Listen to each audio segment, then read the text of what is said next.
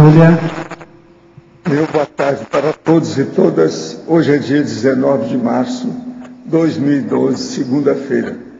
O verbete é de número 2242, tem 4 páginas, 44 elogios e 8 máximos. O tema é arrogância. A especialidade é a parasociologia. Quem estudou o verbete com muita tranquilidade foi a professora Lilian, de São Paulo, sem nenhuma arrogância, que vai responder tudo pelo Skype. Agora, definição. A arrogância é atitude, caráter, traço, tendência ou conjunto de padrões comportamentais caracterizado pela falsa autoconcepção de superioridade em relação às demais consciências. O holopenselho homeostático da autoconfiança discreta. A intervenção súbita na fala alheia. A incapacidade de ouvir os outros, a inadaptação para trabalhar em equipe, a dificuldade em pedir ajuda, a herança espúria da monarquia, a liderança pelo medo, a tendência inata da exacerbação, o arrependimento no final da vida, o predomínio da psicossomaticidade. Agora, na argumentologia, tem um tópico sobre a taxologia, com 7 condições legitimadas na SOCIM, favorecendo o cultivo, a manutenção e a disseminação do trafar da arrogância, notadamente na era da fartura de oportunidades. Depois tem um tópico sobre travão, com 2 exemplos esclarecedores do tema, um do catolicismo, outro do judaísmo.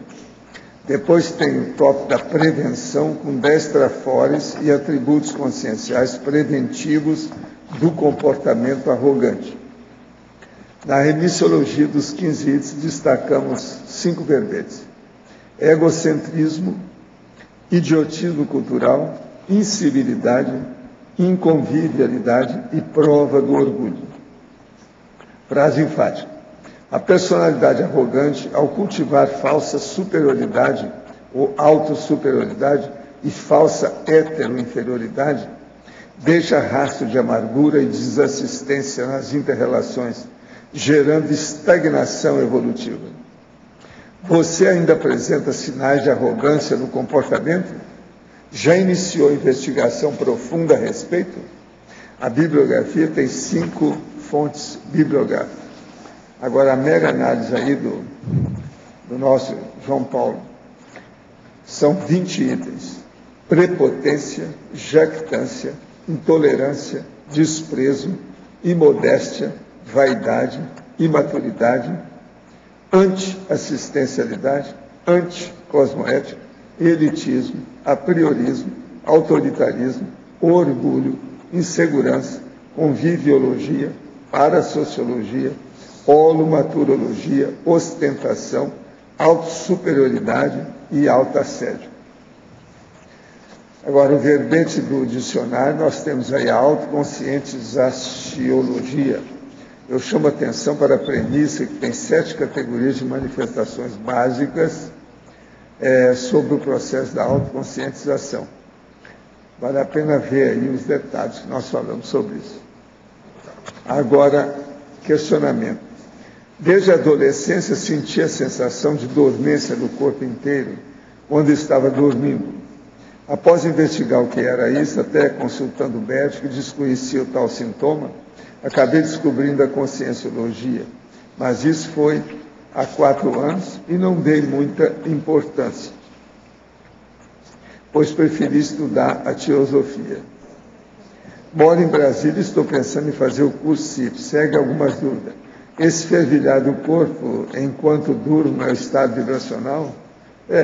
Desenvolva o EV, que você vai ver como é que são as coisas, você mesmo vai fazer a identificação e o diagnóstico. Agora, para a nossa Lilian, lá do Skype. Enfatologia, página 1, 4ª linha. Como podemos superar a autointolerância e a heterointolerância? Bom, boa tarde a todos.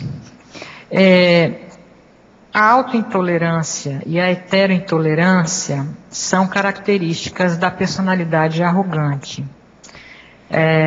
Por que que ela tem essas características? Porque ela tem falta de autoconhecimento.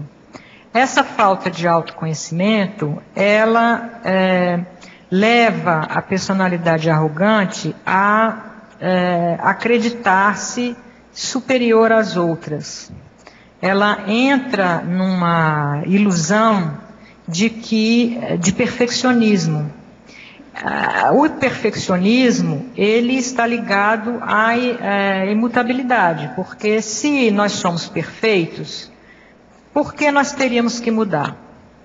Então, ele tem uma resistência à heterocrítica e uma resistência à autocrítica também. A autointolerância e a heterointolerância. Por não se criticar e por não se conhecer, muitas vezes ele não tolera os outros e ele pode chegar a não tolerar a si mesmo, porque ele não conhece os seus defeitos. Pode chegar um momento em que ele tem tantos defeitos que ele mesmo não se aguenta. É comum a gente ouvir as pessoas dizendo isso. Olha, eu não estou me aguentando, eu não me aguento. Esse não se aguentar é a autointolerância, tá? Agora, como sair dessa situação? Então, eu acho que a coisa mais importante a fazer é a pessoa procurar conhecer-se.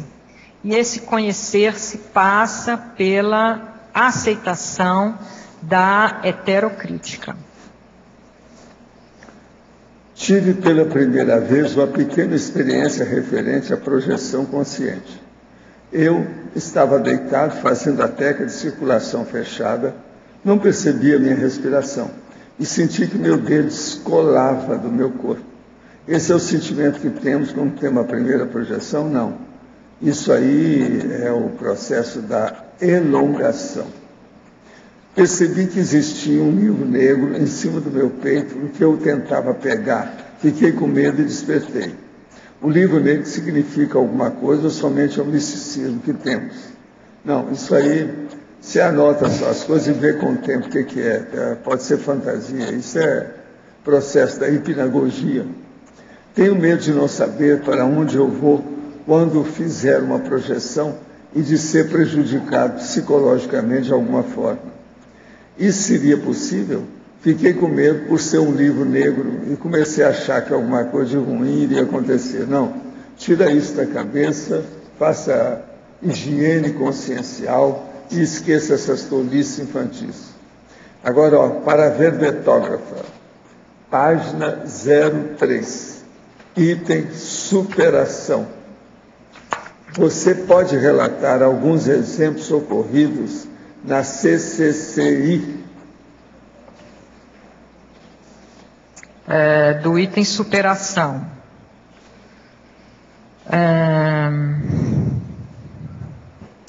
Olha,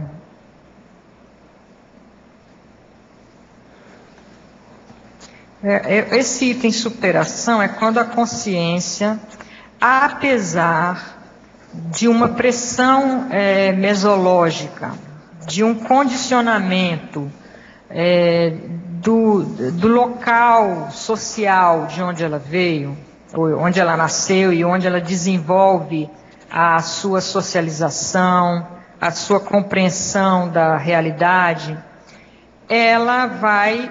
existem alguns locais que são predisponentes ao desenvolvimento da arrogância.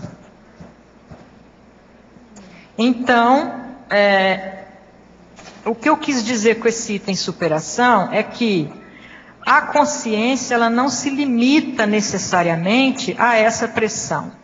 Ela tem toda a condição de superar, de ultrapassar essa condição e de não se deixar levar por essa espécie de formatação da consciência que não é uma valorização social que vai ser internalizada nela da arrogância.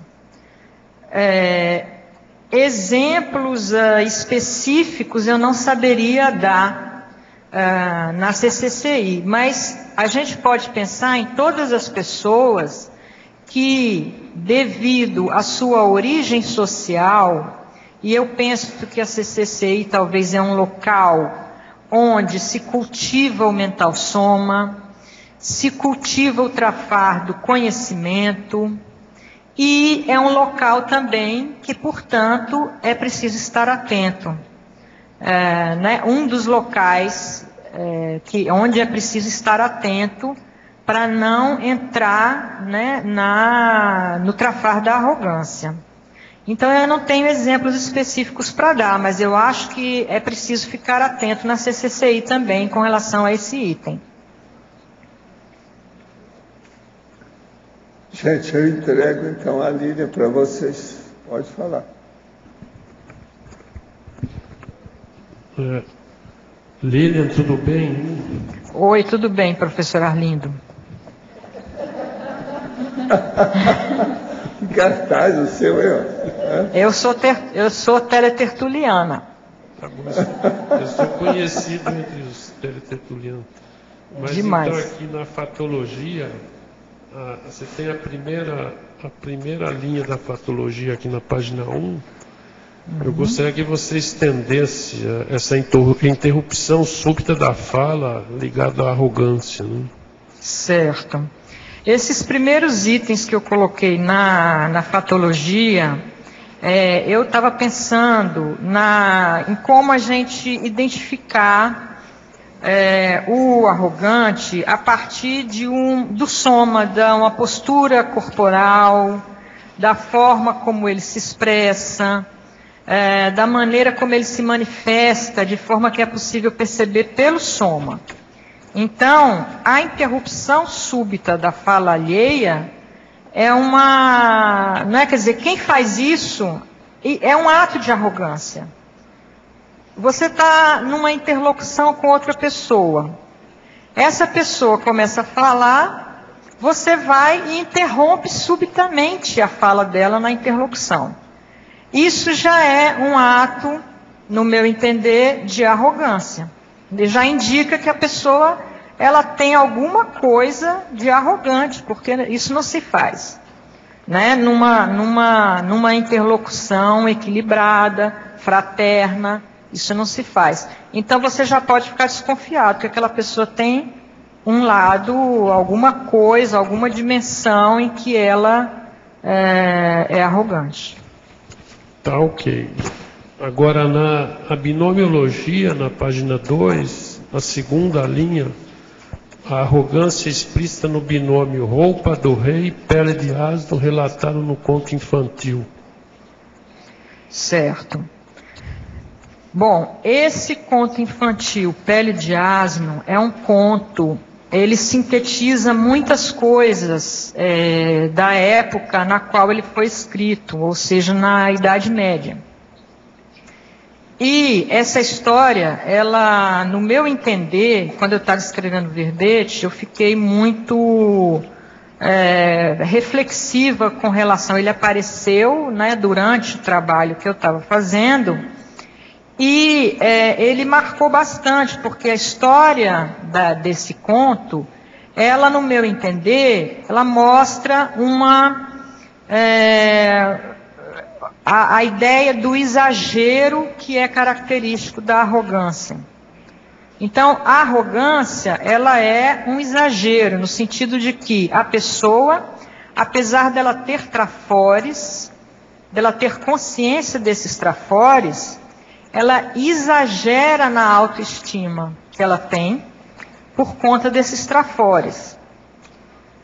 Mas, nas seriexes, no desenvolvimento evolutivo dessa pessoa durante todas as vidas, ela pode exagerar para o lado oposto. Ou seja, quando ela descobre que ela não é tão perfeita, tão superior às outras como ela acreditava, então ela vai exagerar na autovitimização. Né? Então é aí que entra a pele de asno, quando ela é auto-vitimizadora ou genuflexa, ou do outro lado oposto, quando ela é arrogante, ou seja, quando ela está na roupa do rei. E o conto ele fala sobre isso, quer dizer, tem momentos em que a personagem está na roupa do rei, tem momentos em que ela precisa sair de uma situação de superioridade que ela estava, ela é obrigada a entrar na pele de um asno, ou seja, a roupa aí como símbolo do local social, do privilégio, né, da facilidade das condições de vida daquela posição que a pessoa está ocupando, ou a ausência dessas condições muito boas, que é o caso da pele de asno. Então, essa imagem, ela simbolizou para mim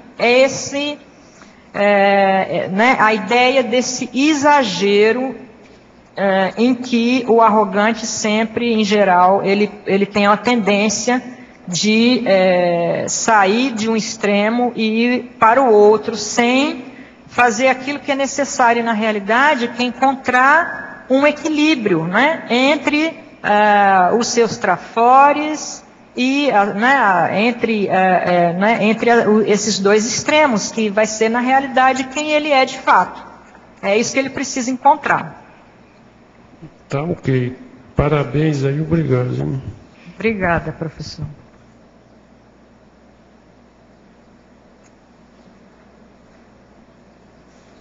Gostaria de falar. Professora Jader, aqui na efeitologia, tecnologia, as técnicas de autocontrole e interassistência. Eu entendo que a interassistência ela ajuda muito a eliminar essa arrogância, porque você passa a olhar mais para o outro, com o intuito de fato de ajudar de alguma maneira. Agora, o que seria a questão da... Eu queria que você explorasse mais isso aqui, técnicas de autocontrole. Qual a relação aí com a questão da interassistência? As técnicas de autocontrole? Sim, o autocontrole. Porque o arrogante, eu acabei de falar na tendência para o exagero. Né? Então, ele exagera na construção da sua autoimagem e ele tem uma tendência para exagerar em outras coisas também.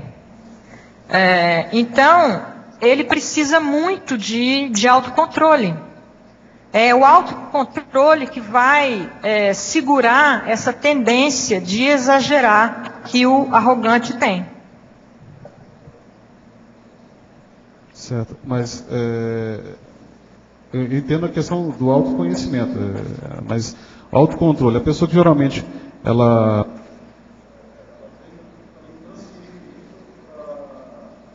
os outros, né? Ou seja, ter controle sobre tudo, porque ela é arrogante, ela é narcisista, como você mesmo falou, né? Então esse autocontrole aqui está associado então à questão do autoconhecimento, é isso? Esse controle está relacionado à questão do controle de si mesmo, dos seus impulsos. As bioenergias, etc. Das bioenergias, exato. Porque o arrogante, ele está muito condicionado no psicossoma, no emocional. Ele precisa controlar esse emocional, ele precisa se controlar a si mesmo, para ele não cair nos extremos em que ele tem o costume de cair. Certo, obrigado. Parabéns aí, que eu acho que esse tema aqui... A tertúlia aqui já está cheia de gente para assistir, viu? Obrigada. Oi, Lilian, Cláudia. Oi, Cláudia. Na efeitologia, na página 2, você poderia dar uma aprofundada no efeito das carências de autorreconhecimento? Certo. Olha, pela psicologia, a arrogância, ela é um desvio de personalidade. Então, muitos psicólogos, em muitos manuais que eu encontrei de psicologia, uma das causas para a pessoa desenvolver a arrogância é a insegurança dela. Não é? Ou seja, crianças que não se sentiram seguras na família, que não se sentiram reconhecidas, não é, na sua individualidade, na sua personalidade, que não tiveram apoio suficiente do ambiente em que elas cresceram, essas crianças elas vão desenvolver carências de autorreconhecimento. Principalmente à medida que elas vão crescendo, que elas vão trabalhando para melhorar, que elas vão adquirindo capacidades e conhecimentos, e elas não são reconhecidas, no entanto. Então, isso vai gerar muitas carências.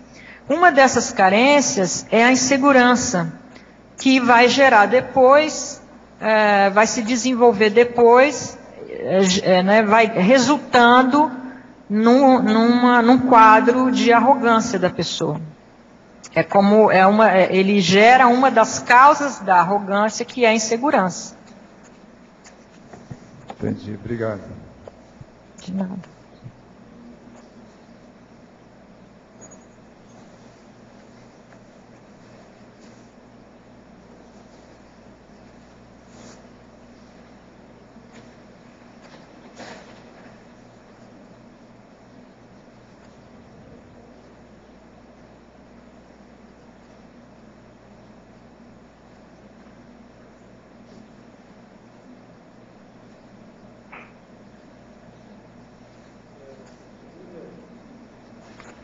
Lilian. Oi. Aqui no estrangeirismo, se poderia explicar esse último, o Cercle Savant, né? É o círculo de especialistas, né? Cercle Savant é uma expressão francesa que significa o círculo dos especialistas. Nos círculos de especialistas existe uma facilidade para a arrogância se manifestar. Por quê? Porque ali as personalidades vão entrar naturalmente numa concorrência.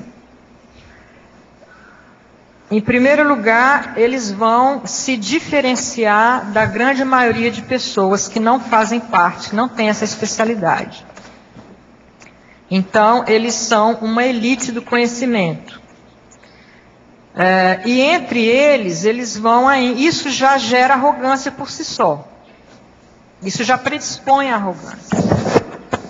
E ainda entre eles vão desenvolver concorrência ou competição para impor suas ideias, né? Pode haver é muito comum haver nos círculos de especialistas essa tendência ao desenvolvimento do ego, né?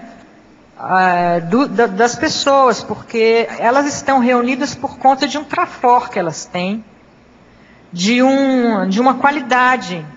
E essa qualidade, que em geral ela é reconhecida socialmente, porque o conhecimento é um valor social. Inclusive eu coloco na bibliografia o livro do Pierre Bourdieu, que é um sociólogo francês, que explicou muito bem a existência desses capitais sociais que dentro da sociedade têm um valor, e as pessoas que conseguem obter esse capital de alguma forma durante a sua vida na sociedade, elas são mais valorizadas do que as outras, né? O conhecimento é um desses capitais. Então, dentro dos círculos de especialistas, das pessoas que têm conhecimento, vai se desenvolver de forma muito frequente, quer dizer, nem sempre, mas de forma muito frequente, vai haver essa tendência para que as pessoas comecem a entrar numa concorrência de ego e isso pode desenvolver a arrogância naquele meio. Ela pode passar a ser aceita, ela pode passar a ser uma condição banal no sentido de que as pessoas não mais se incomodam com ela. Elas não mais se incomodam com os exageros, com as faltas de educação, com as indelicadezas que são geradas por por exemplo, no caso, uma pessoa sábia, mas que é arrogante, ou seja, sábia entre aspas, né? Porque os verdadeiros sábios, eles não podem ser arrogantes. Obrigado. Realizei 2 cursos, o primeiro sobre EV e o segundo sobre energizador lúcido. Ambos me auxiliaram a abrir a sensibilidade. Durante os cursos, percebi presença do lado esquerdo da nuca, gerando sensação de peso e ardência. Após essa ocorrência, comecei a esterilizar a energia. Levantei a mão em direção à região do incômodo e um tempo depois o meu braço direito começou a se mover muito rápido, como se estivesse me abanando. O que pode ter ocorrido? Com assistência dos assediadores. Bem claro. Guarda isso para você aprender. Agora, para a Lilian. Para a verbetógrafa aprofundar, por favor, a fatologia terceira linha, a incapacidade de ouvir os outros. As pessoas arrogantes, como elas têm uma autoimagem exagerada, no sentido de que elas se acham superiores às outras,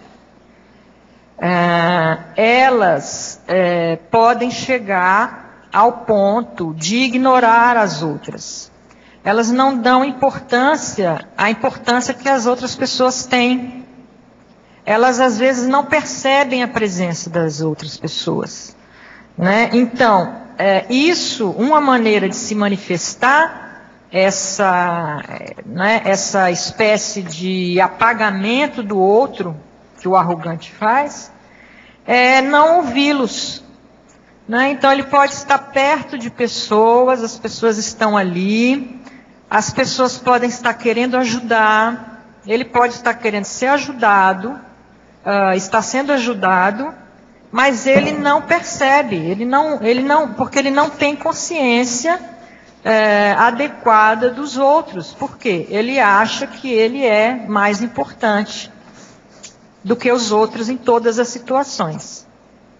Agora, na fatologia quinta linha, a dificuldade em pedir ajuda. Esse ponto é interessante, porque está ligado, inclusive, a essa questão que eu acabei de falar, da incapacidade de ouvir os outros, né? Quer dizer, todos esses itens, eles estão ligados à falta, né, quer dizer, a coisa central que eu queria colocar nesse verbete, quer dizer, que ele é voltado para a parapsicologia, para essa especialidade, que é a dificuldade de convivialidade que o arrogante tem. Ele tem muita dificuldade de conviver, ou seja, ele tem dificuldade de atuar em grupo. Uma das razões é essa, que eu acabei de colocar. Ele não tem uma adequada consciência do outro. Ele acha que o outro, ele não considera a manifestação do outro adequadamente. Ele sempre acha que a contribuição do outro é inferior, é menor, né? Isso leva a essa dificuldade, quer dizer, de quando ele está precisando de ajuda, ele acha que o outro não tem condições de ajudar, porque ele é inferior. Ele precisaria de alguém à sua altura para ajudá-lo, mas é muito difícil encontrar essa pessoa, porque ele é perfeccionista, ele acha que ele é perfeito. O resultado é que ele acaba tendo dificuldade de receber ajuda, né? E essa dificuldade de pedir ajuda vem desse fato. Agora, comentar, por favor, a síndrome de narcisismo inserida na sindromologia. Sindromologia, síndrome do narcisismo. Existe uma relação muito forte entre a arrogância e o egocentrismo, e também a vaidade, né? O arrogante, assim como o vaidoso, ele precisa ser o centro das atenções. É por aí que existe essa conexão com o narcisismo, que no caso do arrogante pode chegar a se tornar altamente patológica, de forma que ele caminha em direção a um auto-isolamento cada vez maior, que é patológico. Agora, ainda, tecnologia, página 2, segunda e terceira linha. A técnica da reciclagem consciencial e a técnica de saber dar a banana technique na hora oportuna. Bom, a primeira técnica, a técnica da reciclagem consciencial. Essa técnica é fundamental. Eu posso dar o depoimento da minha própria experiência. Só quando eu fiz uma reciclagem consciencial adequada é que eu consegui descobrir o quanto eu era arrogante. Porque nós podemos ser arrogantes em diversos níveis. Eu já tinha descoberto os níveis mais, vamos dizer, grosseiros de arrogância, já tinha resolvido. Mas foi preciso uma reciclagem profunda para eu perceber que se eu quisesse dar assistência às outras pessoas, eu ia ter que realmente fazer um trabalho mais profundo para eliminar a arrogância, a raiz da arrogância, né, e mexer no temperamento. Então, enquanto eu não fiz isso, eu não consegui dar a assistência adequada que eu desejava dar para as pessoas. É por isso que a reciclagem consciencial, ela é, no meu entender, fundamental, porque mesmo que a gente trabalhe a arrogância, sempre ela pode estar, como era o meu caso, enraizada muito profundamente, e nesse caso não adianta a gente ficar com métodos superficiais de trabalho da consciência. Você precisa ir mais fundo. Já a banana technique, ela diz respeito ao momento de esgotamento, quer dizer, na assistência do arrogante. Porque o arrogante, em geral, ela é uma pessoa difícil da gente ajudar. Primeiro, porque ela ignora a nossa existência. Ela acha que não precisa de ajuda em muitos casos. Também porque o arrogante, ele é muito teimoso. Não é difícil você encontrar, em geral, os arrogantes também são teimosos, porque eles têm certeza absoluta da superioridade deles. Então, o amparador, ele tem dificuldade de chegar nessa pessoa. Tem momentos em que você acha que já não há mais nada a fazer. Então você tenta, e o arrogante não leva a sua ajuda em consideração. Ele continua tratando você como uma pessoa inferior. Então, nesses momentos em que você vê que você não está ajudando, não adianta tentar, porque você não vai conseguir chegar no arrogante, é melhor você dar uma banana technique para ele. E ir ajudar outras pessoas que têm uma consciência maior daquilo que você quer fazer.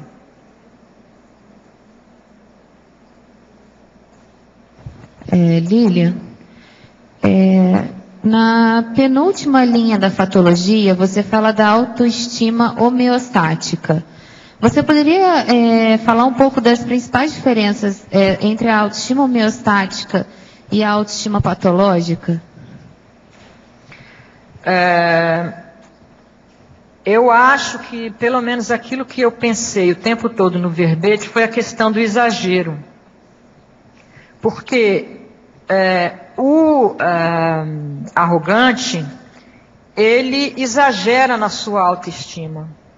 Muitas vezes os arrogantes são pessoas que têm qualidades, são pessoas muito inteligentes, ou elas têm alguma coisa que elas sabem fazer muito bem, e elas sabem muito bem desse valor que elas têm, existe um reconhecimento social desse valor, então elas já podem se colocar numa posição de superioridade naturalmente, pela própria posição social que elas ocupam. E isso leva a uma autoestima natural.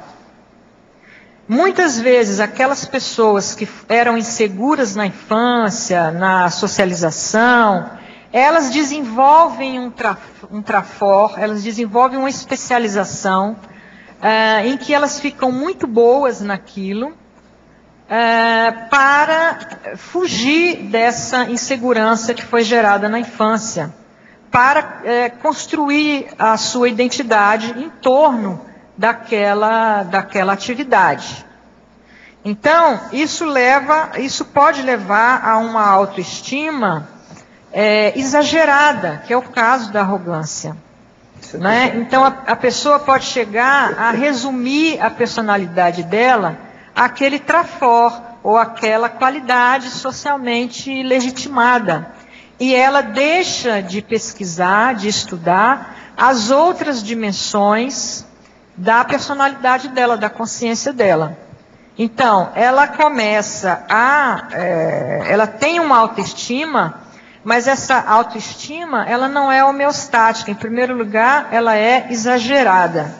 Em segundo lugar, ela é definida de fora para dentro, ou muitas vezes ela pode ser definida com relação a tentar corrigir uma coisa, né, um trauma do passado, ou uma condição de inferioridade no passado, que ela vai tentar corrigir, e aí vai gerar uma autoestima que nem sempre é homeostática. Né? Então, a autoestima homeostática é uma autoestima na qual aquilo que nós realmente somos coincide melhor com a imagem que nós temos de nós e que nós mostramos para as outras pessoas.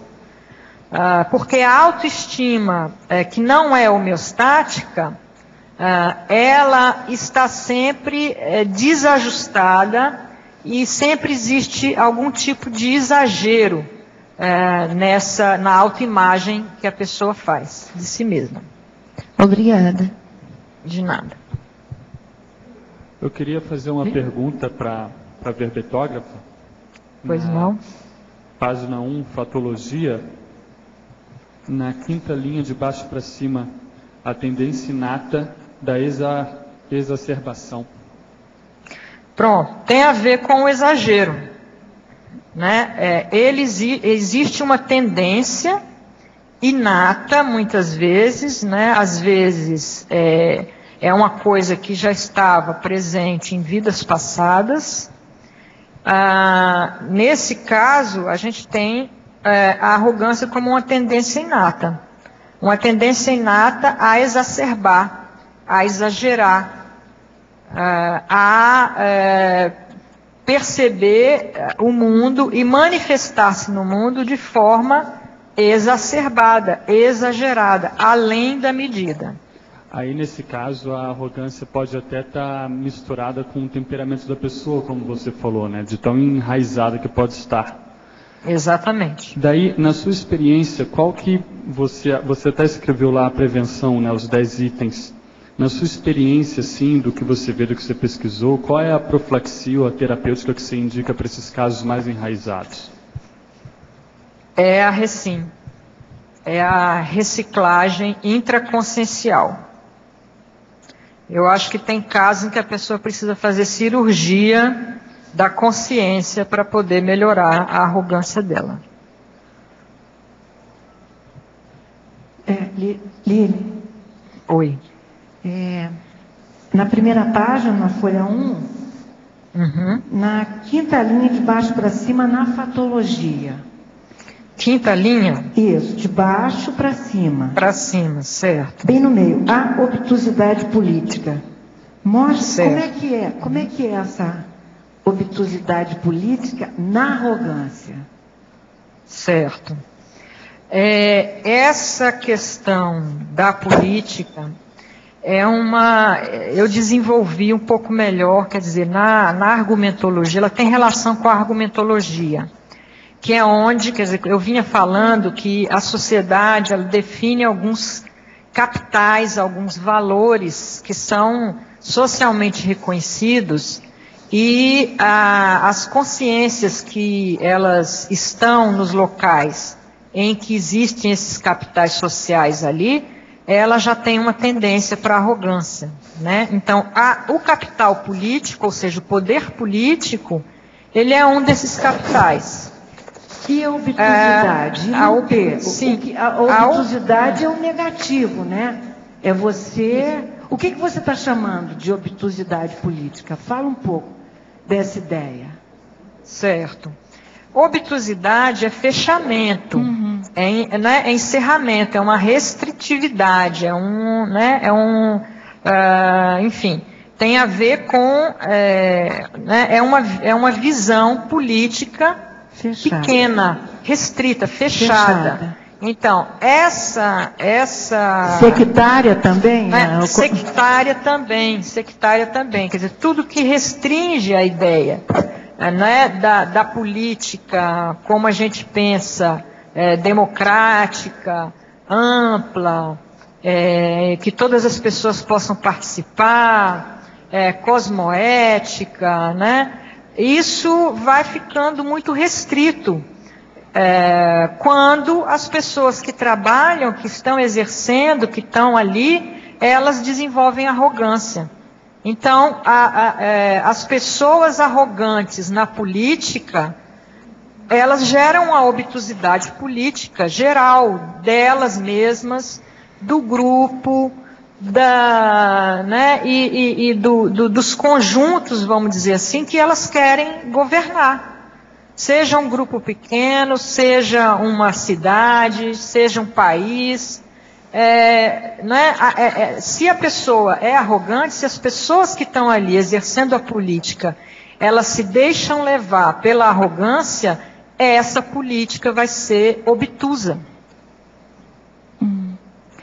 Você pensou em algum ícone, algum símbolo do momento aqui no Brasil, que seja esse obtuso político e seja arrogante?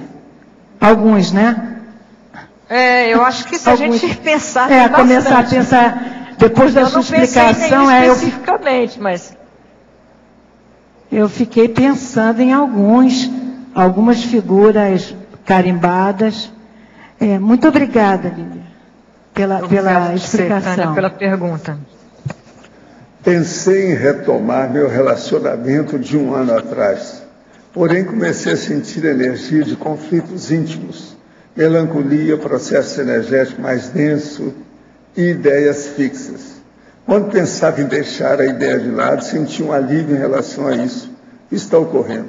Nesses casos, o melhor é deixar a ideia de lado realmente. Olha, o melhor é você esquecer isso e partir para outro. Você tem só um rapaz de 19 anos, esquece isso. Todo mundo está vivendo 100 anos, você está com 20% da vida. Então agora preocupado porque ela diz, amor, romantismo, isso aí é falta de experiência, espera mais um pouco, muda. Se você já mudou, não volta atrás. Essas coisas é o melhor que você faz. Outra coisa, tem muita moça nesse mundo. Tem mais mulher do que homem.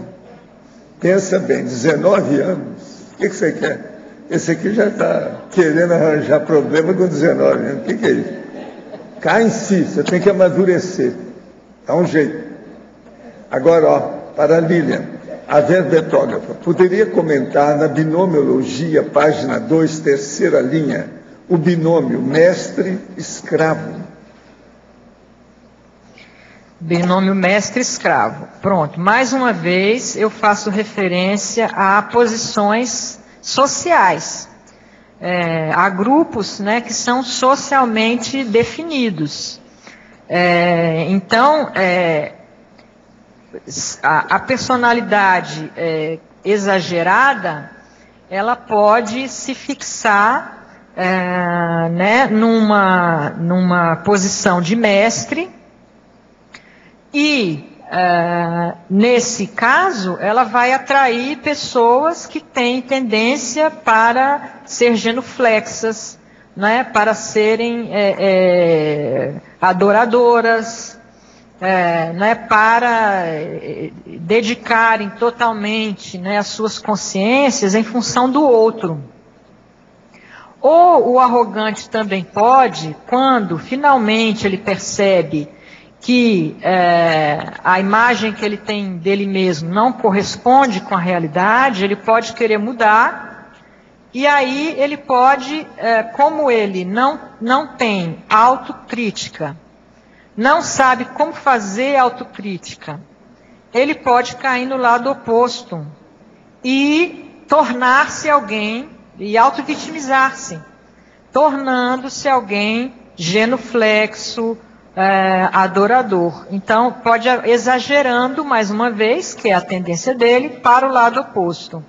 Então, isso pode acontecer numa mesma vida, e eu imagino que pode acontecer também nas vidas sucessivas.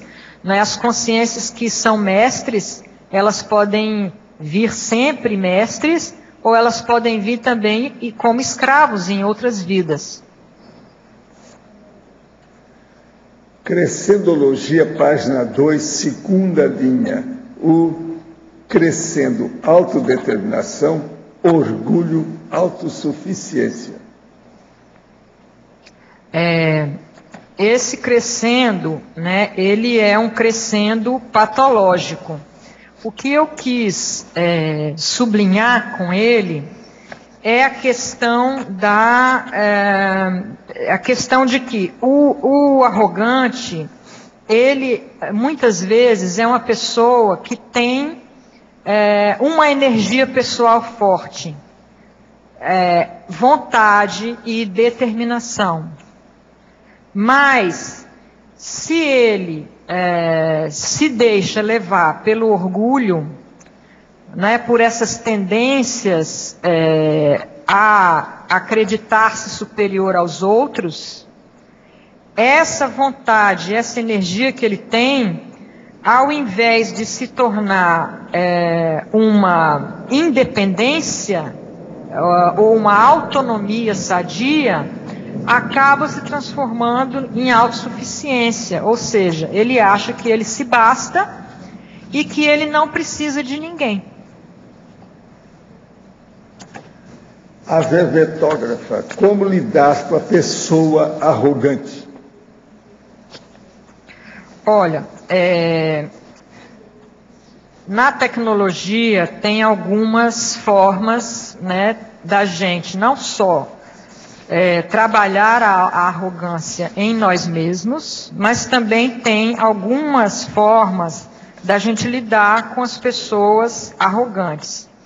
Eu acho que se a gente consegue mostrar para a pessoa arrogante ou levá-la a perceber que existe uma decalagem entre aquilo que ela é realmente, ou a forma como nós a vemos e a forma como ela está achando que ela é, a gente vai estar dando uma assistência muito boa, tarística, para o arrogante começar a mudar. Então, todas as técnicas que a gente puder usar para chegar a esse resultado, elas são bem-vindas. Como alcançar o trafor da automodéstia cosmoética benéfica sem derrapar no trafar da prepotência consciencial maléfica? É preciso autocrítica.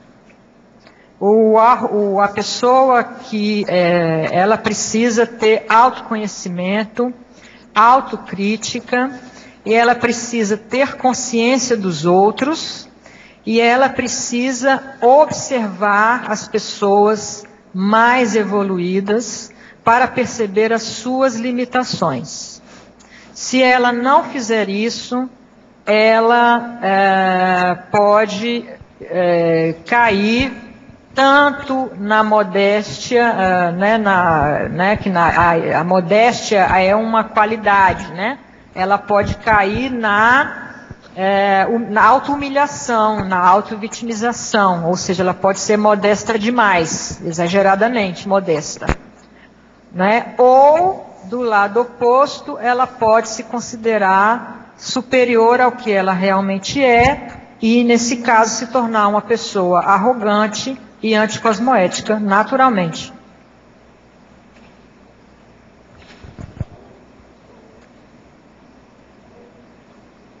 Tá dando? É o seguinte, a verbetógrafa. Eu queria que ela explicasse o primeiro item da estrangeirismologia. Vamos lá. Estrangeirismologia, o primeiro item. A fierté méprisante. É uma expressão francesa que, na tradução literal, a gente pode chamar o orgulho desprezível. Então, ele faz, eu achei que essa expressão, ela faz uma alusão à arrogância, porque o arrogante, ele não é somente orgulhoso, mas ele também despreza as outras pessoas. Esse orgulho ao mesmo tempo, um pacote só. Ao mesmo tempo que ele se acha melhor do que ele realmente é, ele também, junto no mesmo pacote, ele despreza os outros. Então eu acho que tem uma relação forte com a arrogância, essa expressão. Professor Valdo, vamos discutir a crase no dicionário, o verbete do dicionário, entendendo que no primeiro item, na definologia, com relação a si mesma, creio que não vai crase, até porque não precisa não, né? Não se pode colocar ao si mesmo, se coloca no masculino. Inclusive na internet aonde está aqui, hein? Na definologia, na terceira linha. Terceira linha. Terceira linha. Com relação a si mesmo. A si mesmo. Consultei gramáticas aqui, não Você encontrei. Acha que não precisa não, né? Ali não. E com relação ao último item. Agora, você acha que é só a segunda crase? Não, a primeira. A segunda crase. A segunda está correta. Sim. Mas na conclusão, aquela possibilidade à mão, isso aí é discutível porque até esses dias eu consultei para escrever à mão não vai crase. E ali... Tem gente que usa, né? E inclusive tem um exemplo aqui na gramática, costumo escrever cartas à tinta e não à máquina, tudo sem crase. Mas aqui não... O que vocês acham? Isso aí não cabe só alguém que poderia definir melhor, porque... Que eu saiba, todo mundo, a maioria usa, né? Porque aqui não é escrever, é uma possibilidade à mão, como posso dizer, se está à mão. A mão é a mesma mão. Ao pé. Aí é pode a mão ser... que escreve, é a mão que mata, é a mão que afaga. A mão. Como é que fica? Para mim, tem. Sim, eu acho que aí tem. Essa eu não estou de acordo com você. De vez em quando eu dou desconto nele. Essa aí eu também estou em dúvida, mas dá para entender aqui que está correto, porque pela possibilidade à mão. Não é escrever à mão, é diferente a frase. Não encontrei na gramática nenhum exemplo. As coisas que eu estudei, tudo tem. Eu acho que tem. Essa aí está correta, sim. Não interessa. É a vovozinha. Mas olha, vai olhando para mim, fala aí todo dia. Urubucena, tá? Você está me ajudando. Vamos nessa.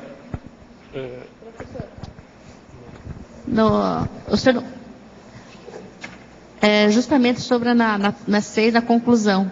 O senhor poderia aprofundar esse quanto ao megafoco ideal? Como identificar esse megafoco ideal? O megafoco ideal é a pessoa que deve olhar, por exemplo, uma coisa que pode sugerir para ela chegar perto, se aproximar ou identificar, é o megapensene da pessoa, o macropensene. E seria o megafoco dela. Então, por exemplo, o que é que você precisa para alcançar na sua evolução, nesse momento evolutivo? Se você conseguir, você deve ter uma ideia disso. O que você precisa mais? Certo. Por exemplo, para você ser um evoluciólogo, o que é que te falta? Isso seria um megafoco. Você tem que centralizar, tem que se aproximar disso. Tem que fazer a confluência de tudo que você faz para essa meta, esse rumo. Agora, se você vê lá na frente uma coisa bem, vamos dizer, maior, séria, você vai ver o que você faz daqui até lá. Não, para chegar até lá, o que eu preciso? Aí você vai ver os outros detalhes. Entendi. O problema é ver qual é o propósito, o destino, a meta, o goal, o escopo, o objetivo do momento evolutivo. Então, por aí a gente vai ver no resto. Isso aí é que eu chamo o megafoco ideal. É a auto-megafocologia. Agora, o problema que a gente tem que ver, porque nós estamos vivendo a era da farturologia, que é a era da fartura. Então, tem muita coisa para a pessoa escolher. Às vezes ela tem problema, mas a pessoa mesma, ela sabe quais são as fissuras, os megatrafares, a lacuna que ela tem, com a falta, o trafal mais sério. Então, primeiro a gente tem que ver o gol, depois você olha o megatrafal, aquele que está te faltando mais para pegar, para você alcançar, para você conquistar. Sim. Todo mundo tem que estudar isso com muito amor e carinho e ser muito realista, com bastante autocrítica. Esse é o caminho, não tem jeito. É por aí. Agora, para Lilian, a síndromologia, página 2, na primeira e segunda linha, a síndrome do infantilismo. O que o infantilismo tem a ver com arrogância? Olha, as crianças em geral, elas são arrogantes. Elas não sabem ajustar, né? Elas ainda não têm uma identidade construída, né? Elas ainda dependem muito dos outros e elas, exatamente por isso, elas estão muito centradas nelas mesmas, nas suas necessidades, principalmente as crianças pequenas, né? As crianças até os 4 anos de idade, elas precisam chamar a atenção dos pais de todas as formas para que elas se sintam bem. Então as crianças, elas choram, elas chamam a atenção para si mesmas, por quê? Porque elas ainda não têm condições de autonomia. Essa autonomia vai sendo construída na medida em que elas vão se desenvolvendo e que elas vão crescendo. Então, eu quis fazer uma relação entre o adulto arrogante e a criança, porque é como se o adulto ele fosse criança nesse aspecto de que ele não consegue, mesmo sendo adulto, construir uma imagem adequada de si mesmo que permita que ele seja independente ou autossuficiente. Ele sempre vai precisar de uma plateia, né, de alguém que ache que ele é, de fato, maravilhoso. Então, para que ele se sinta bem, para que ele apoie a sua identidade, a sua personalidade nisso daí. Então, eu acho, no meu entender, a arrogância é uma infantilidade, quer dizer, é um adulto que permanece infantil nesse sentido. Tá, ok, obrigado. De nada. Elmara aqui no B. Na fatologia, na 6ª linha, você colocou a inveja. Você poderia aprofundar as correlações que você fez entre inveja e arrogância?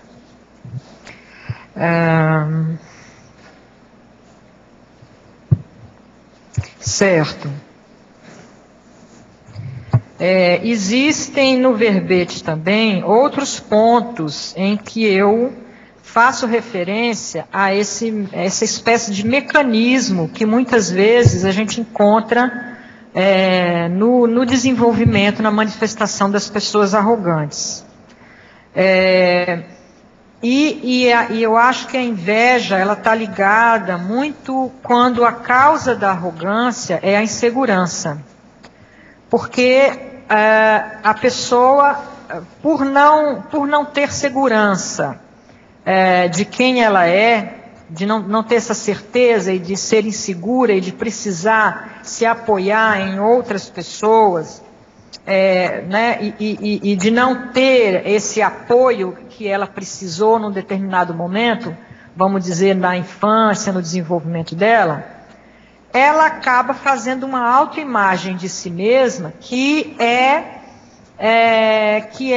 inferior ao que ela realmente é. Essa autoimagem, ela fica no fundo da personalidade dela. E para compensar essa falta, essa insegurança, ela vai se tornar, ela vai fazer questão de exagerar, de mostrar para as pessoas tudo de bom que ela tem. E esse tudo de bom, esses trafores que ela vai desenvolver, essas coisas positivas, né, como eu já coloquei em outro momento, elas vão reduzir a manifestação consciencial dela. A consciência que ela tem de si mesma vai ficar reduzida a essa qualidade, né, e essa qualidade vai fazer com que ela vai servir como um ponto de apoio para a construção da personalidade dela. Se ela tiver qualquer problema, vamos dar um exemplo, é uma secretária muito eficiente, tá? É uma pessoa que tem problema de insegurança, mas ela se desenvolve na parte do trabalho como uma pessoa, como a qualidade dela. Né, ela vai ser reconhecida por isso, ela vai o tempo todo dizer, olha, eu não sou, por exemplo, uma filha muito boa, eu não sou, por exemplo, uma estudiosa, eu não tenho outros trafares, mas o trafar do trabalho, de ser secretária, de ser uma excelente secretária, isso eu sou. Então, ela vai se apoiar nisso daí. Vamos supor que essa pessoa seja demitida, muitas vezes por uma causa até alheia à vontade dela. Ela vai perder a única base da sua personalidade. Então, ela vai entrar em crise, né? Por isso, ela não pode ser demitida de jeito nenhum. Se ela for demitida, isso vai gerar uma crise que para ela significa a extinção da sua personalidade, da sua vida. Então, ela não pode ter no trabalho de secretária dela ninguém que seja considerado superior a ela. Qualquer pessoa que ela desconfiar que essa pessoa está ali para ocupar o lugar dela ou para competir com ela, né, ela vai lançar mão de vários mecanismos para competir com essa pessoa. E aí isso né, quer dizer, ela vai sentir inveja dessa pessoa. Isso é uma coisa quase automática. Surge uma secretária melhor do que ela, uma pessoa que é indicada, uma pessoa que tem uma formação melhor. Ela vai sentir inveja dessa pessoa e ela vai, né, porque a simples presença dessa pessoa ali vai jogá-la de volta na sua condição de insegurança que ela tinha lá atrás, na infância ou na adolescência, né? Então a inveja, para pessoas que passam por esse processo, é quase um sentimento natural que ela vai desenvolver, né? Então, depois, a partir daí, quer dizer, isso vai trazer toda uma corrente de mecanismos que são patológicos e que vão fazer mal para ela e para as pessoas que estão em volta dela. Entendi. Aproximadamente 2 meses, venho sentindo um leve formigamento entre os olhos. Parece ser no centro da testa.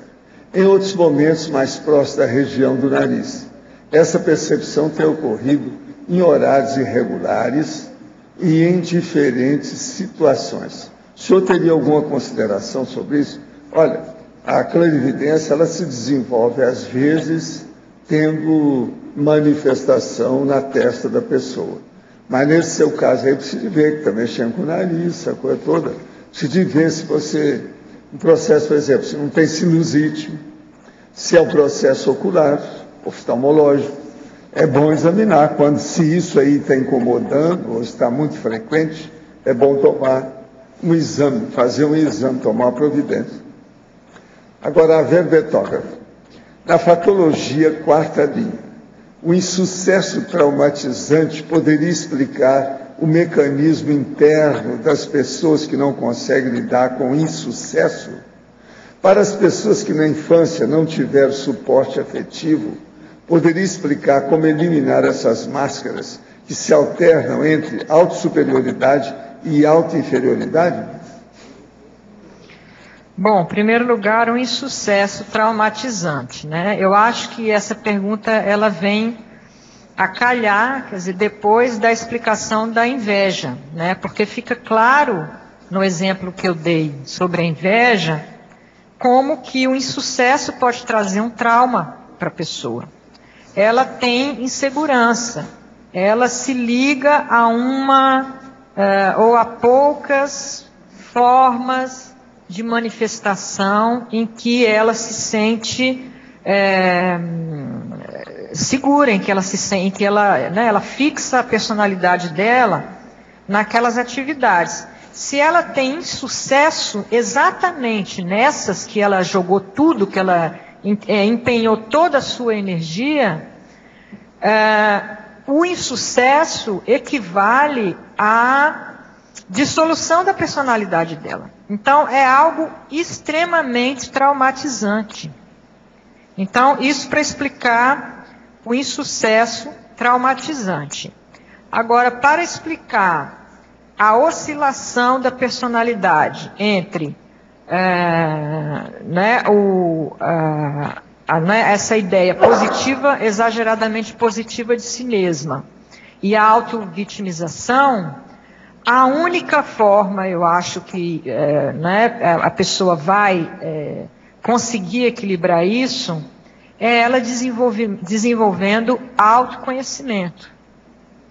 Ela precisa olhar para si mesma e ela precisa começar a se observar, ela precisa começar a ser sensível à heterocrítica, ela precisa começar a perceber, em primeiro lugar, a existência do outro, aceitar a existência do outro, a importância do outro para a manifestação dela, e a partir daí ouvir, aceitar a heterocrítica, refletir sobre o que foi dito, e a partir daí ela tentar fazer com toda a calma, com toda a tranquilidade, um autoexame e uma reflexão sobre como é que está sendo a manifestação dela aqui.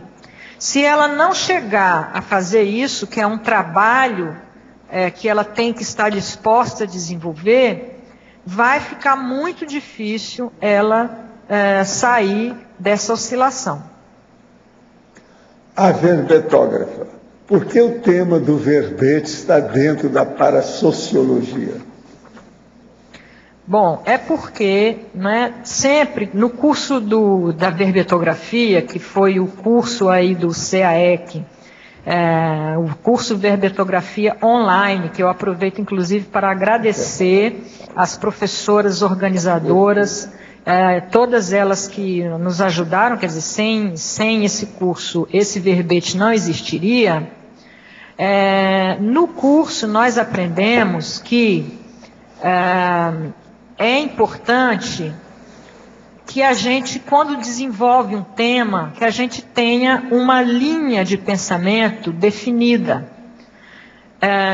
como eu sou socióloga de formação e professora de sociologia há muitos anos, e eu tenho uma carga de leitura bem significativa nessa área, e eu percebo muito fortemente a importância dos mecanismos sociais, reforçando a arrogância na consciência individual, eu decidi optar por essa linha, né, em que eu tentei trabalhar não só aos mecanismos, como, né, de surgimento, de desenvolvimento, as consequências da arrogância intraconsciencial, né, e interconsciencial, ou seja, ligada à conviviologia, e a partir daí uma visão um pouco mais ampla, uma visão sociológica, em que a gente consegue ver o efeito dessas distorções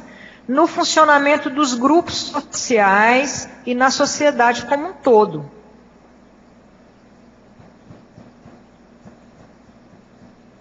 Uma pergunta para a Lilian e depois uma pergunta para o professor Valdo.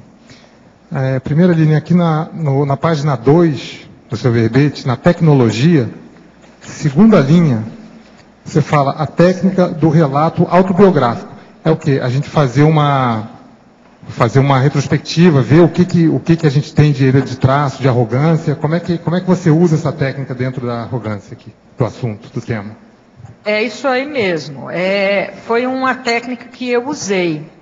Então, eu acho até que existe um verbete, eu assisti uma tertúlia sobre esse tema. Você tentar colocar no papel a sua história. Você fazer um relato da história da sua vida, né, desde o início.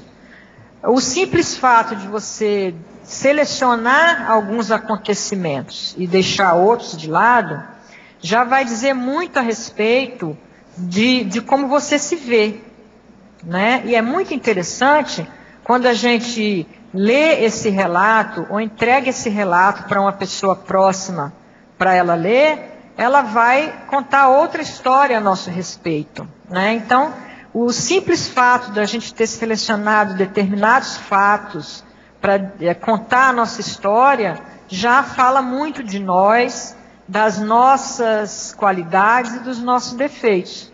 Então, eu acho que para mim foi muito interessante, né? Quer dizer, isso é a forma, vamos dizer, mais superficial de você analisar um relato autobiográfico, né? Existem outras, se você for pegar cada um desses acontecimentos e você for estudar a fundo qual foi a minha posição, qual foi a decisão que eu tomei, se ela foi correta naquele momento, se ela não foi, quais as consequências da minha ação, como é que as pessoas ficaram depois daquilo.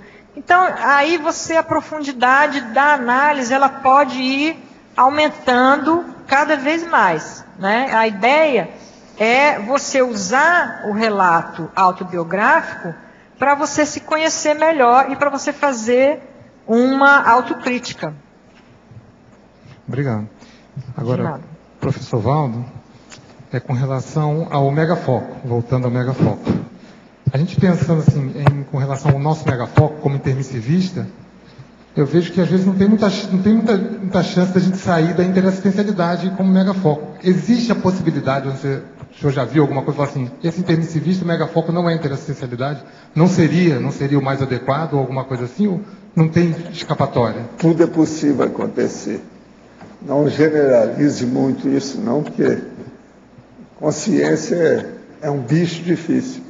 Tem que ir com calma, tem de tudo, é multifacético. Então o problema todo é o seguinte, o intermissivista tem que fazer uma programação existencial, fazer uma consecução daquele trabalho que possa melhorar a condição evolutiva dele. Nessas circunstâncias, tem os processos, vamos dizer, particulares, varejistas, e tem também os processos cosmovisuais, grandes, atacadistas. Então, aí varia. Uma outra coisa, você às vezes no início, você tem que atender a opção de coisinha pequena para depois chegar na linha principal do seu trabalho. A fase preparatória da vida da pessoa é justamente isso. Agora, a fase executiva é que a gente tem que dedicar mais. O povo às vezes pergunta assim, você faz o cálculo de fase preparatória e fase de realização com 70 anos. Se o povo está vivendo 70, como é que fica? É o prolongamento da realização. Então, como é que fica? Aí está prolongando quase 100% da realização. Esse é o caminho. Agora, o caso é a pessoa sempre sabe o que ela precisa. Se ela refletir, parar para pensar com calma, com uma autocrítica, ela sabe. Ela sabe o que ela precisa. Qual o trafal, o mega trafal faltante. Esse é um caminho. É o mega foco.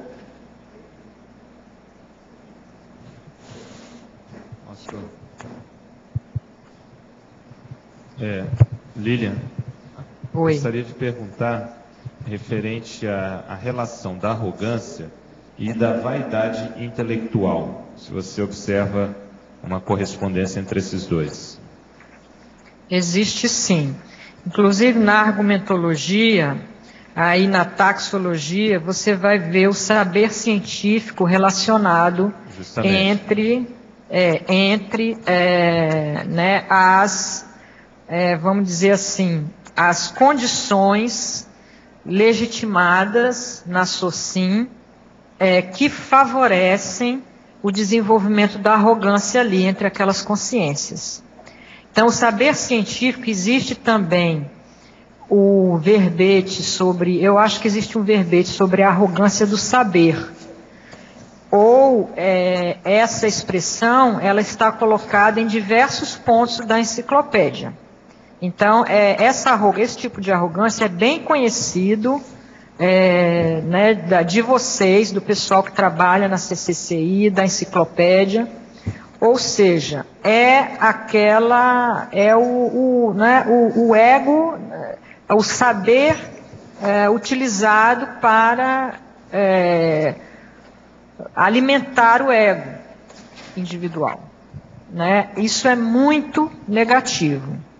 E todo o lugar onde existe uma facilidade, um estímulo para o desenvolvimento da inteligência, se você pensar, por exemplo, nas universidades, e eu trabalho numa universidade, eu vivo isso é a minha experiência cotidiana, quando você chega no nível da pós-graduação, a arrogância, ela é uma coisa extremamente comum, ela é totalmente banalizada, ou seja, ninguém mais percebe que ela existe.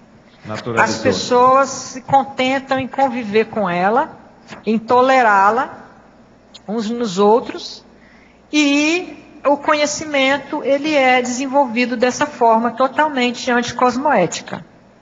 Então, existe uma tolerância com a vaidade científica que é extremamente patológica. Por quê?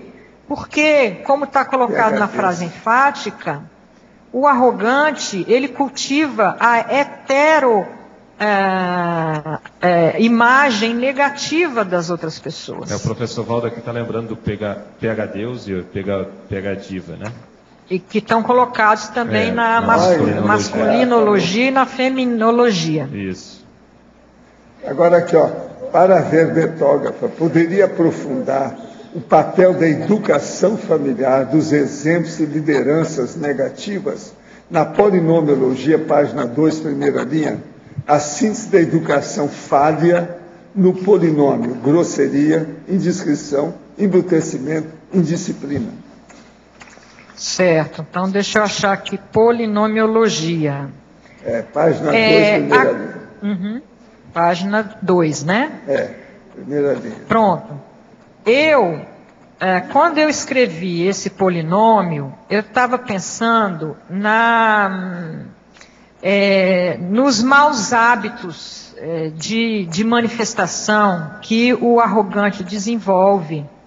por falta de não se enxergar. Ele é aquela pessoa que não se enxerga. Como ela já tem certeza, muitas vezes, da sua superioridade e de ser alguém central que está chamando a atenção, e por não fazer autocrítica, por não se olhar e por não se criticar, ele comete muitas falhas de educação, muitas gafes, né? É muito comum a gente encontrar pessoas arrogantes cometendo gafes.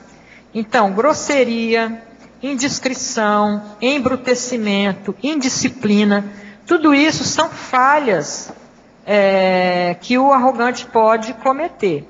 Agora, eu acho que a educação, né, a educação da criança, né, aquilo que os pais podem ensinar, podem estimular na criança, como autocontrole, autopercepção, né, isso pode ajudar muito a personalidade a, vamos dizer assim, internalizar métodos de autocontrole, de autoobservação, para que isso seja de tal forma internalizado, que mesmo se ele tiver outro tipo de insegurança, que vai gerar arrogância também mais tarde, pelo menos esse tipo de coisa ele não vai cometer. Então eu acho que a educação, ela é essencial. Alô, aqui no ar. Sem ser arrogante nem preciosista, mas usando da prova documental que é a gramática ilustrada, eu queria trazer o comentário aqui da página 3, no catolicismo, a frase aí, Alemanha nazista, a máquina burocrática apoiada pela igreja. Aqui caberia uma vírgula, porque no final da ICAR também consta vírgula.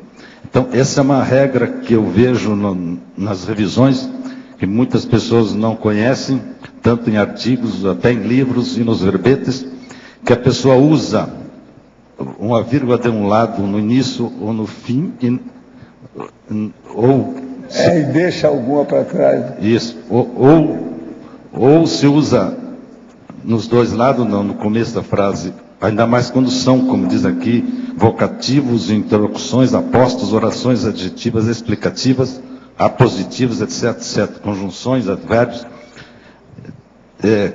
porque aqui se nota bem que está separando o sujeito do predicado, né? Aí é um erro gravíssimo.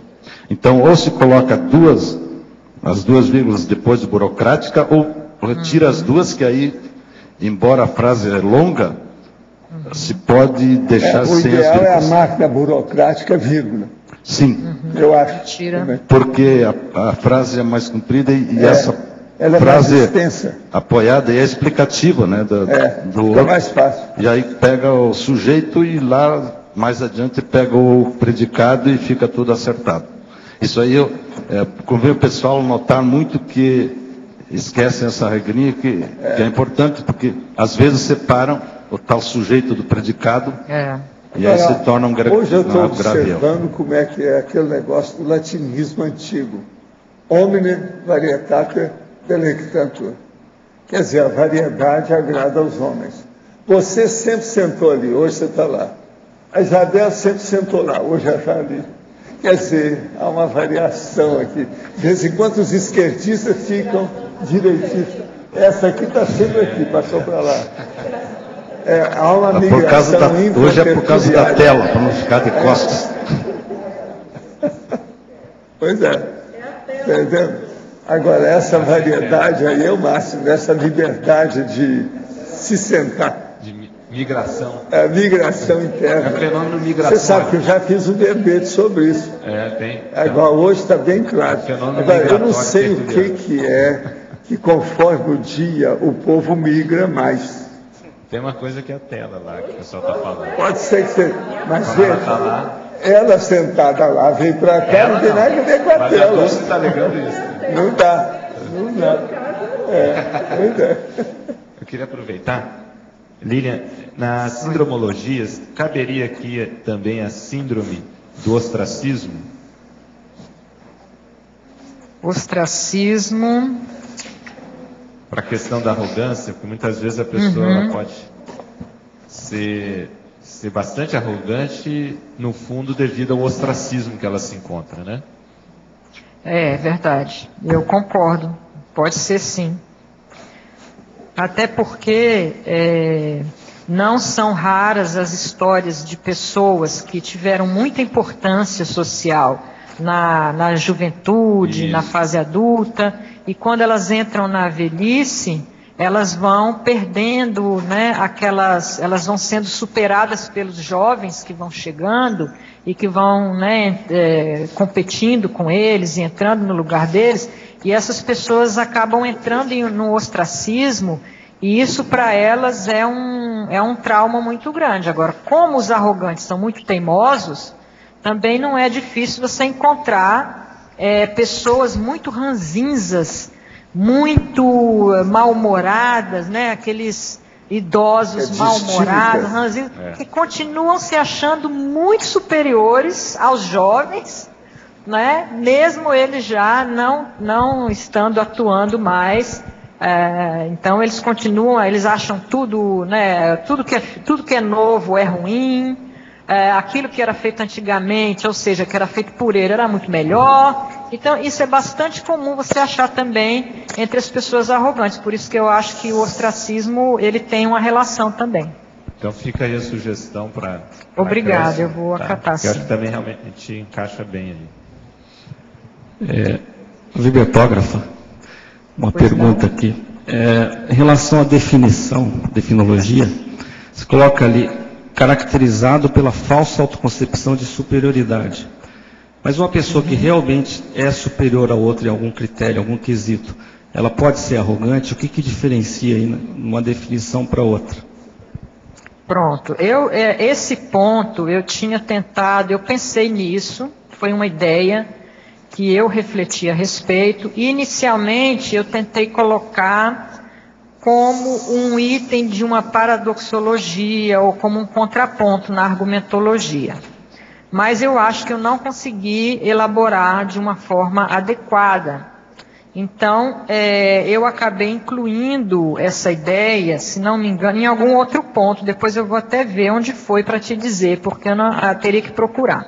Mas tem algum ponto, eu não sei se foi a binomiologia ou na trinomiologia, que eu tentei colocar essa ideia de alguma forma, que é o seguinte: as pessoas que querem sair da média, que querem sair da mediocridade, que querem fazer alguma coisa melhor, elas podem ser vistas como arrogantes pelas demais.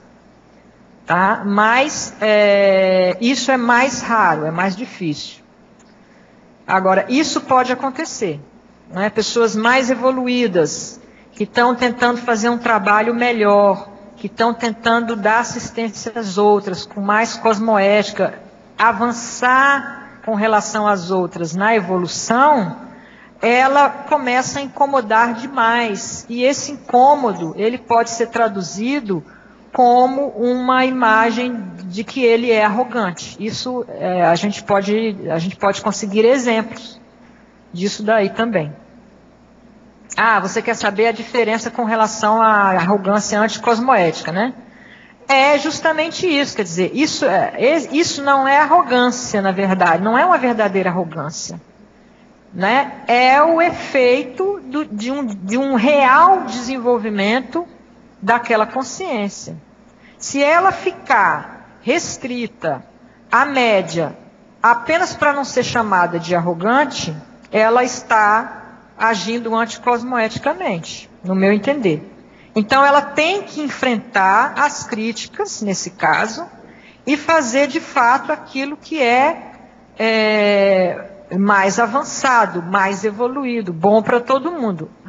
Agora, se ela acha que não é possível, ou seja, que ela está incomodando demais e que esse incômodo não é positivo para as outras pessoas, é melhor ela ir para outro lugar, ela deixar aquele lugar e trabalhar num lugar onde ela possa não é, fazer o trabalho de qualidade que ela quer fazer tranquilamente.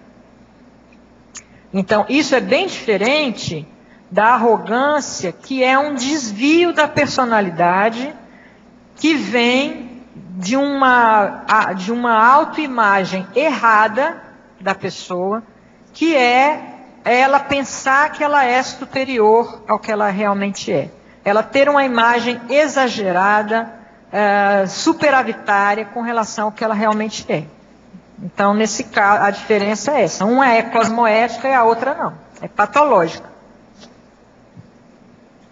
Lilian. Oi. Por gentileza.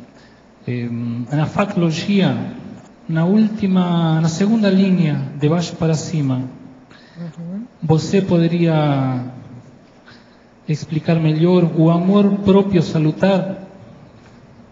Poderia. Bom, como eu já coloquei em vários momentos, a insegurança é uma das causas da arrogância. E a insegurança, ela gera uma falta de amor próprio, que a pessoa vai tentar compensar fazendo alguma coisa muito bem, né? Mesmo que ela faça aquela coisa, não porque ela gosta de fazer, ou porque ela sinta que ela tem talento naquilo, mas porque ela precisa de construir uma imagem para ela. Então, isso vai gerar, quer dizer, ela vai, o amor próprio dela vai estar baseado nisso, né? Numa coisa um pouco artificial. Isso, então, não é salutar, né? Ela é eu nem sei se a gente poderia chamar de amor próprio, né? É uma imagem satisfatória, é um gostar de si mesmo. Olha, eu gosto, para citar aquele exemplo da secretária, eu gosto da secretária eficiente que eu sou. Eu gosto de mim por causa disso, porque eu sou uma secretária eficiente.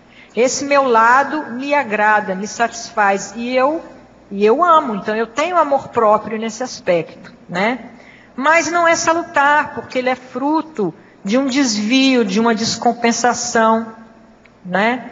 E o amor próprio salutar, ele é desenvolvido, ele só pode ser desenvolvido dentro de um equilíbrio, né? E não de um desequilíbrio, de um desvio da manifestação consciencial. Agora, ó, esse processo de equilíbrio é muito importante. Eu quero dizer para vocês uma coisa que já aconteceu comigo. Tem uma senhora que chegou para mim e falou assim, olha, eu acho que eu estou cumprindo tudo na minha proex, estou chegando no livro, eu estou satisfeito com o que eu fiz. Aí eu viro para ela e falo assim, e o que você pretende? Como é que é? Eu falo assim, não, eu pretendo ter pelo menos 1 mês de férias de volitação quando eu dessomar. Eu aplaudia, eu desejo que você alcance isso. Gente, isso é possível, por que não? Pensem bem. 1 mês de férias de volitação, depois que eu dessomar. Presta atenção. É um turismo extrafísico, com calma. Só observando as novidades, atualizando as fofex, as fofocas extrafísicas. Vocês já pensaram bem como é que vai ser? Hein? Agora veja, eu virei para ela, no fim, a última questão que eu levantei foi o seguinte: você acha que você vai ficar 1 mês inteiro? Você vai aguentar? 1 mês inteiro? Não, e a volitação, ela mesma fez questão de dizer, a volitação. Cada pessoa tem seu gosto, até que o gosto dela não é de jogar fora. Uma pretensão nobre, aí, ó, sem nenhuma arrogância, é isso?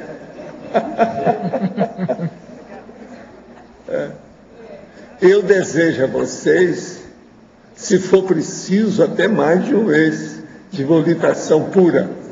Tá certo? Se for preciso, sei lá, né? Essa do preciso, acabei com tudo.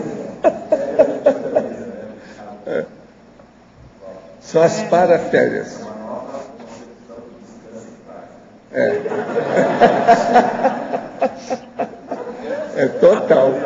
Total. Tá certo? A Lília ainda está no ar? E outra coisa, é uma total diferença da sua zona de conforto. Alô, Lília? Ela ainda Alô? Tá... Oi, Marilza, Oi. Tudo bom? Oi, Marilza, tudo bom? Eu senti falta aqui no seu verbete. Primeiro, parabenizar de você assumir esse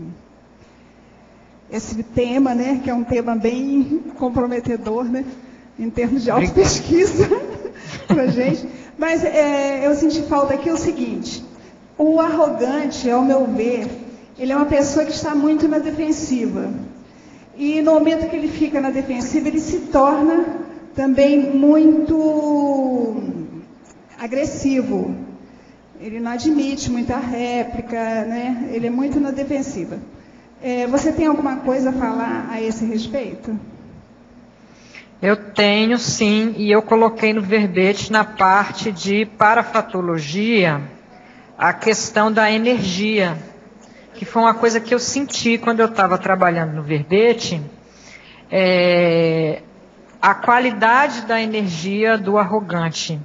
É uma energia agressiva, né? E isso foi uma coisa que me chamou muita atenção e me tocou muito, porque eu queria fazer assistência. E eu acho que em um determinado momento, os amparadores permitiram que eu sentisse a minha própria energia. E eu senti que ela era agressiva e que ela era desagradável. Eu não sei, foi um momento em que eu me tornei talvez capaz de perceber esses defeitos, quer dizer, essa baixa qualidade da minha energia. Ou seja, com isso eles me mostraram que eu não podia, a minha energia, ela não era agradável, ela não era, sei lá, talvez ela não fosse tão boa para fazer assistência. Não podia colocar aquilo em cima dos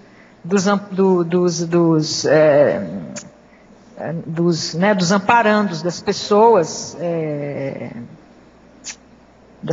que a gente queria, né, que eu queria cuidar, que eu queria tratar, que eu queria ajudar. Então, é muito forte essa questão da agressividade na arrogância. Ela limita muito, eu acho, as possibilidades da pessoa arrogante, aquilo que ela pode de fato produzir, né? Ela tem condições de fazer muito, mas ela não consegue fazer por causa dessa arrogância, por causa dessa energia de má qualidade, né? Que às vezes ela é agressiva, às vezes ela é apimentada, às vezes ela enfim, é uma energia desagradável, né? Então eu acho que os amparadores não podem usar muito a energia dessa pessoa para fazer assistência.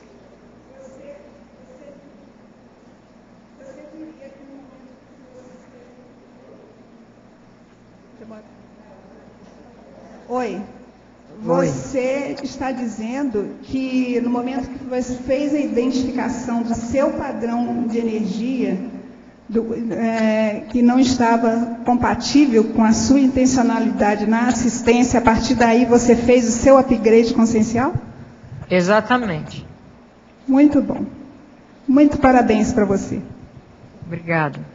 A verbetógrafa, eu queria fazer uma pergunta, ao mesmo tempo talvez seja uma colocação.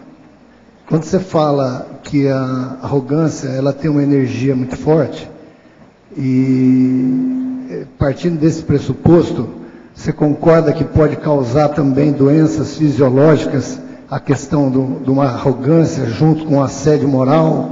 Que eu acho que essas duas coisas estão muito próximas, né? Se a pessoa tem uma ascensão em cima de uma outra, seja como patrão, empregador, ou pai, ou mãe, e ela com essa arrogância, junto com essa questão do poder, pode causar também consequências físicas? Eu acho que sim.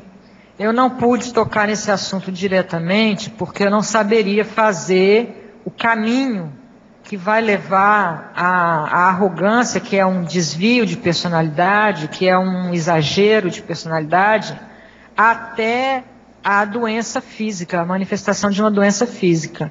Mas eu percebi, eu tive essa intuição durante a escrita do verbete muito forte, de que se a pessoa reproduz esse padrão energético durante muito tempo, durante muitas vidas, eu não tenho dúvida que isso pode gerar algum tipo de doença.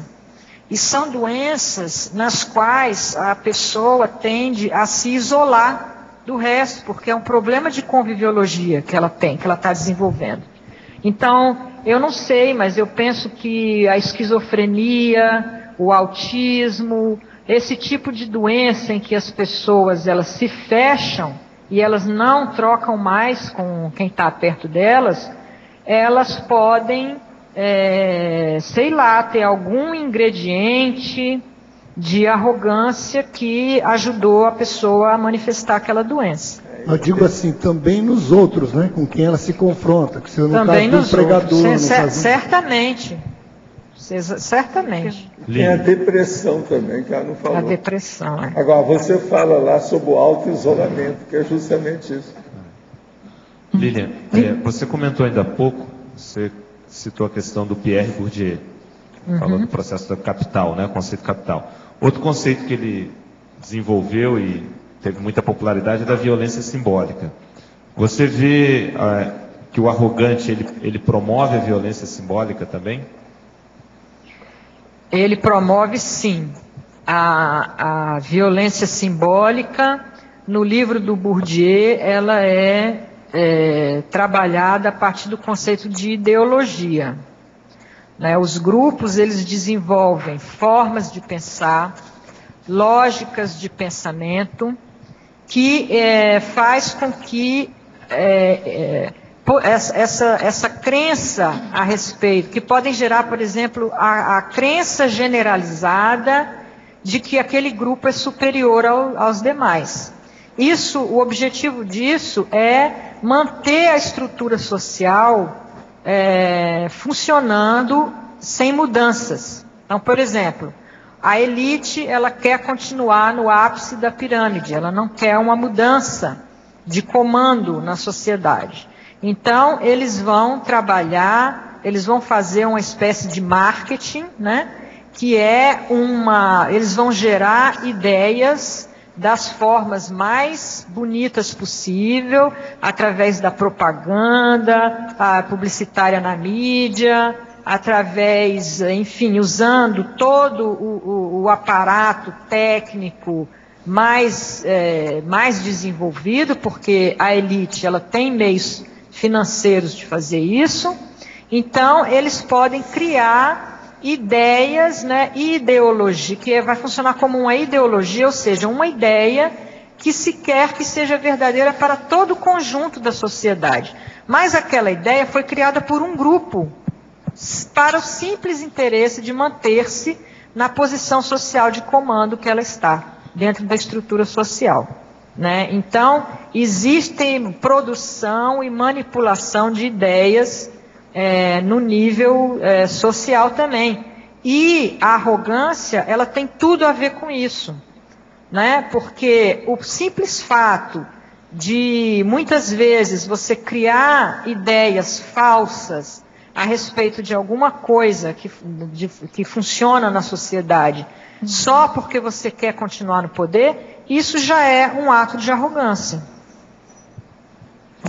Me veio aqui uma ideia do oposto disso, que seria uma agressividade passiva. Por exemplo, vou dar um exemplo, né? Uma pessoa, um casal que está diante de uma ruptura, e ao invés da pessoa que quer essa ruptura se colocar claramente, ela se omite. Então ela fica ali numa atitude passiva, mas muito agressiva para outra pessoa que mais cedo ou mais tarde vai ter que se posicionar. Então eu acho que a pessoa, ela se preserva da posição de arrogante, porque ela está passiva, ela está na dela, ela não está exercendo nenhum tipo de brutalidade, entre aspas, para cima do outro, mas por trás disso existe sim uma agressividade enorme acontecendo. Exato, exato. Eu acho que sim, você tem toda a razão, existe esse tipo de mecanismo, né? Aí no caso é um disfarce, ela disfarça a própria arrogância, mas nos seus atos ela está se mantendo numa posição de superioridade, que pode ser social, que pode ser familiar, né? Ela pode estar querendo se manter numa posição, por exemplo, um casamento. Isso é muito conhecido na sociologia. O casamento é uma forma de ascensão social, né? Para a mulher e para o homem hoje em dia também. Então, você conseguir um parceiro, um esposo, que faz parte, né, de uma elite, e isso significa para aquela pessoa a possibilidade de ascender socialmente. E o contrário também pode acontecer, ou seja, para que a pessoa não seja obrigada a descender na pirâmide social, ela pode manter um casamento que já de fato não existe mais, quer dizer, permanecer numa situação de agressividade familiar no casal, para não perder uma posição social que ela acredita que aquilo é importante para a autoidentidade dela, para a autoimagem dela. Então, aí no caso, ela está sendo arrogante também, né? Não por um motivo muito visível, por um motivo muito claro, né? Mas ela, né? Quer dizer, ela disfarça a arrogância, mas na verdade a sua intencionalidade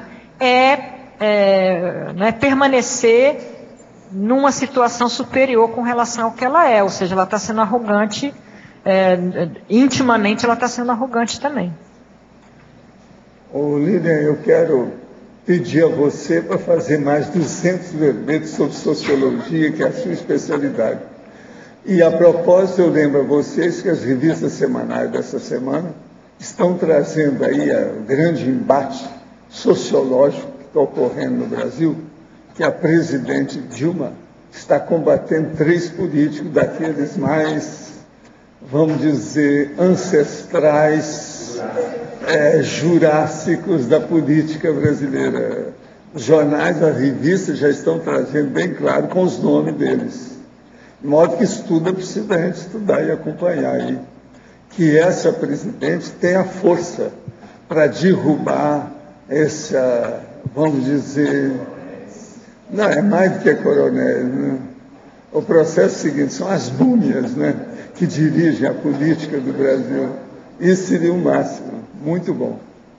De modo que mais 200 verbetes, né, ficaria mais adequado. Você é capaz disso. Obrigado, nossos professor. Comerciais, por favor. Obrigado. Hoje tivemos 62 assinaturas no livro de presença, 21 perguntas presenciais e 17 perguntas online. Os recados são do Everaldo sobre o curso Teátricas do CPC, a Rosa sobre o programa Verbetografia e a Marta sobre o curso Identificação da Proética. Ele falou, faça mais 200 verbetes. Olá pessoal, boa tarde.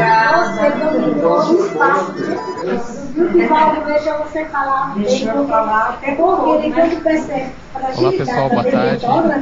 Eu gostaria de reforçar aqui o convite para o curso Teáticas do Código Pessoal de Cosmoética, que ocorrerá agora em Foz do Iguaçu. Esse curso ele oferece uma série de atividades práticas. É um curso, aliás, eminentemente prático, para elaboração e aperfeiçoamento do CPC.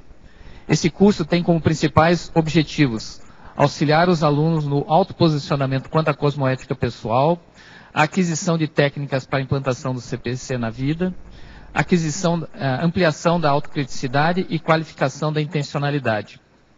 Esse curso ele tem 2 módulos.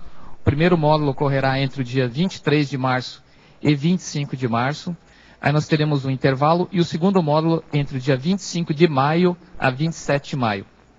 São apenas 20 vagas e maiores informações vocês podem entrar em contato com a recepção do SEAEC. Obrigado. Boa tarde a todos. Se você tem vontade, né, de mandar seu verbete para a Enciclopédia da Conscienciologia e mora um pouco longe de Foz do Iguaçu, você tem a facilidade agora de fazer o programa Verbetografia à Distância.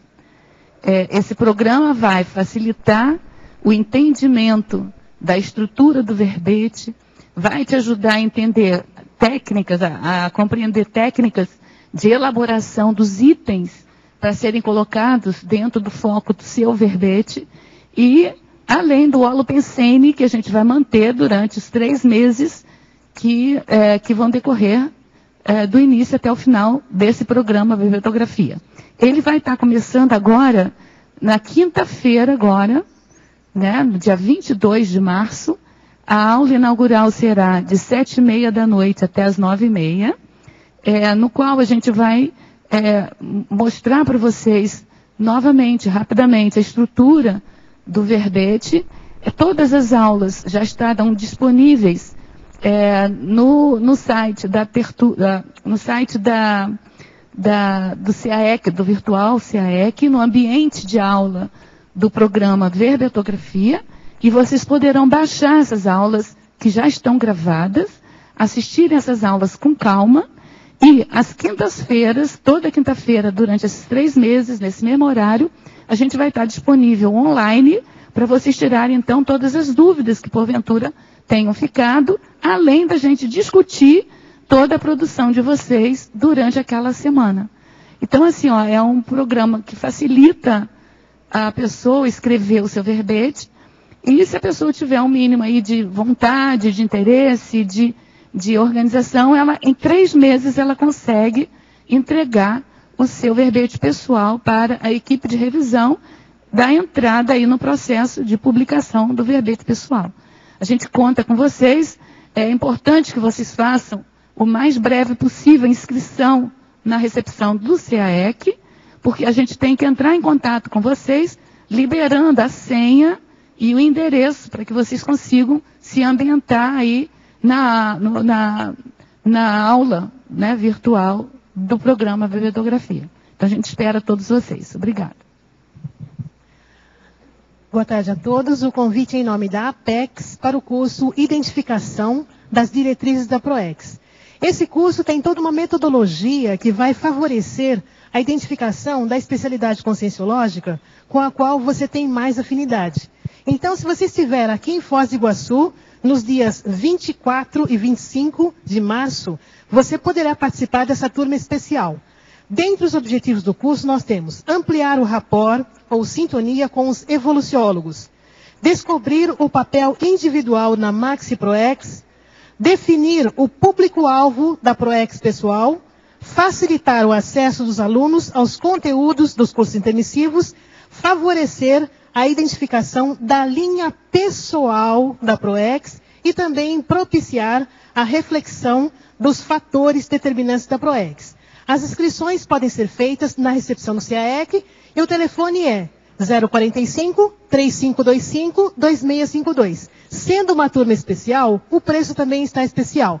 Não perca essa oportunidade. Repetindo o telefone, 3525-2652. Obrigada e até logo.